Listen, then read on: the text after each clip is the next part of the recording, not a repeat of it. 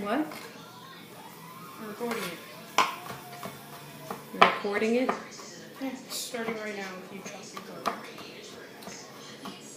Well, I guess what I'm doing right now is making the filling for the pork roast.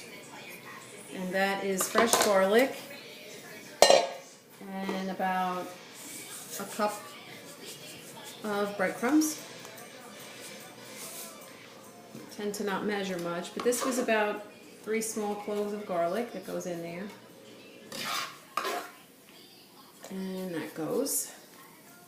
And then there's some salt, sea salt, probably equivalent to half a teaspoon, 3/4 of a teaspoon. It's pork, so you need a little bit more salt because otherwise it's kind of bland.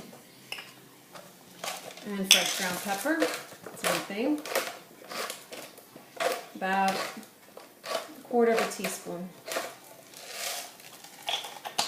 I have some sun-dried tomatoes that I'm going to use because I like sun-dried tomatoes.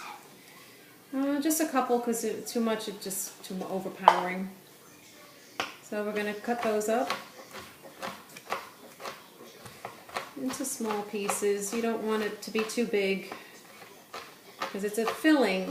You know, what we're going to do is stuff a pork roast, pork loin, and you want the pieces that are in the stuffing to be fairly small because you don't want to taste all of it or have something overpower something else. Right now I'm just trying to get these sun-dried tomato pieces a bit smaller. And that should do it. About how much sun-dried tomato would you say that is? That was about 5 of sun-dried tomatoes. They're just dried. They're not the kind that are packed in oil. You could use those, but I tend to use these, and if I want oil in them, I put my own. These usually could just find in the produce section at the supermarket. And in they go.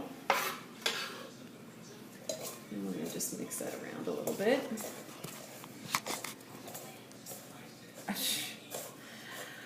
And then we're going to go, well, I have to wash my hands, which you can't see.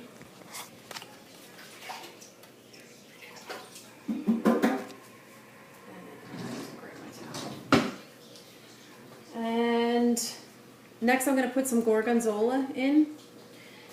Into the filling? Into the breadcrumbs, yep. I love gorgonzola.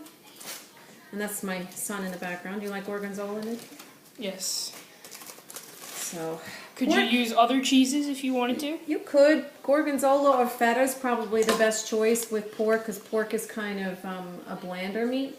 So you want a cheese that has a little bit more giddy up. If that makes sense. You don't want a bland cheese. And any of the American cheeses really don't work. They're just not enough flavor in them. I would never use like a cheddar or American cheese. That'd just be gross.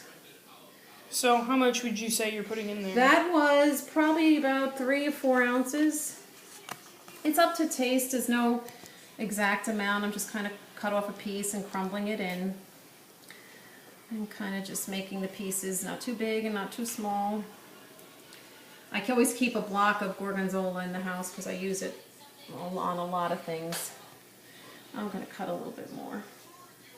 So it's probably about 4 ounces altogether that I put in. It tends to be like a standard cheese measurement that I add. It could be the feta too. What other cheese would I use? Maybe provolone. That's a good Asiago. one. Asiago might be a good one. Really any of the Italian cheeses. Well, I'm biased, but any of the Italian cheeses would work.